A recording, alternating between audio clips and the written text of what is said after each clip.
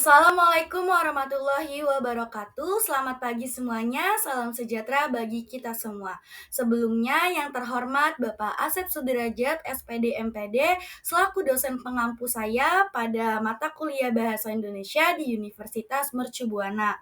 Dan teman-teman saya sekalian yang saya cintai dan saya banggakan. Puji syukur kehadirat Allah Subhanahu wa taala karena atas nikmat dan karunia-Nya kita dapat berkumpul pada pertemuan kali ini. Sebelumnya, izinkan saya perkenalkan diri saya. Nama saya Azizati Febriana, saya dari program studi S1 Manajemen Universitas Mercu Buana. Pada pertemuan kali ini, saya ingin membahas pemakaian bahasa Indonesia di wilayah perbatasan antara Negara Kesatuan Republik Indonesia atau NKRI dengan negara-negara tetangga. Alasan saya mengapa saya tertarik untuk judul ini karena saya ingin mengetahui lebih dalam dan saya ingin menganalisis tentang bahasa Indonesia di wilayah perbatasan negara-negara tetangga. Oke, slide selanjutnya yaitu, materi yang akan saya bahas pada pertemuan kali ini. Yang pertama ada latar belakang, yang kedua ada tujuan dan manfaat, yang ketiga ada wilayah sebagai unsur pokok negara Indonesia, yang keempat ada bahasa Indonesia sebagai sarana komunikasi di wilayah perbatasan, yang kelima ada pengaruh letak wilayah Indonesia. Oke, selanjutnya kita masuk ke slide pertama yang akan saya bahas, yaitu latar belakang dari pemakaian bahasa Indonesia di wilayah perbatasan antara Negara Kesatuan Republik Indonesia atau NKRI dengan negara-negara tetangga. Keanekaragaman suku bangsa Indonesia mungkin memiliki aksen dan bahasa yang berbeda antara suku yang satu dengan yang lain, menurut riset Kemendikbud 2017. Hal ini juga berdampak pada kebiasaan masyarakat setempat dalam menggunakan bahasa Indonesia sebagai identitas nasional. Indonesia memiliki beragam suku dan bahasa. Adanya keanekaragaman tersebut menjadikan setiap daerah memiliki bahasa yang berbeda dari daerah satu ke daerah yang lain. Hal ini berdampak pada penggunaan bahasa Indonesia di daerah perbatasan.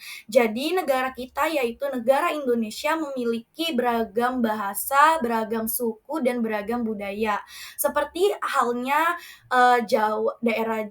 suku Jawa, Sunda, Padang, Medan, Batak, dan masih banyak yang lain-lainnya lagi.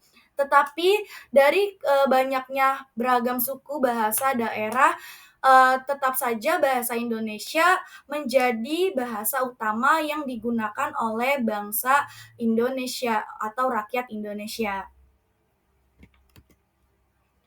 Berikutnya ada tujuan dan manfaat. Terdapat tujuan dan manfaat dari pemakaian bahasa Indonesia di wilayah perbatasan antara Negara Kesatuan Republik Indonesia atau NKRI dengan negara-negara tetangga. Negara tetangga tuh seperti India, Thailand, Malaysia, Singapura, Vietnam, Filipina, Papua Nugini, Brunei Darussalam, Timor Leste, dan yang terakhir ada di Australia. Untuk tujuannya sendiri yang pertama yaitu memperkuat identitas nasional, yang kedua mencegah pengaruh budaya asing, yang ketiga mengokohkan kedaulatan negara, yang kelima membina hubungan antar warga negara yang berdekatan dengan perbatasan. Apa sih manfaat dari pemakaian bahasa Indonesia di wilayah perbatasan antara Negara Kesatuan Republik Indonesia atau NKRI dengan negara-negara tetangga? Yang pertama, manfaatnya yaitu memperkuat ekonomi dan hubungan perdagangan. Jadi kita suka jadi seringkali Indonesia berkolaborasi ekspor dan impor dengan negara-negara tetangga, seperti itu. Yang kedua, peningkatan pemahaman hukum dan aturan negara. Yang ketiga, memfasilitasi kerjasama internasional. Dan yang terakhir ada peningkatan pendidikan dan literasi. Oke, untuk slide selanjutnya yaitu wilayah sebagai unsur pokok negara Indonesia. Aristoteles mendefinisikan negara sebagai bentuk hasil keluarga-keluarga serta berbagai desa yang bersekutu untuk mendapatkan kehidupan yang sebaik mungkin, didirikan berpondasi dengan hukum dan menjunjung penjaminan keadilan bagi warga negara yang turut berpartisipasi dalam bermusyawarah. Menurut Kusnardi dan Sarangi 1996.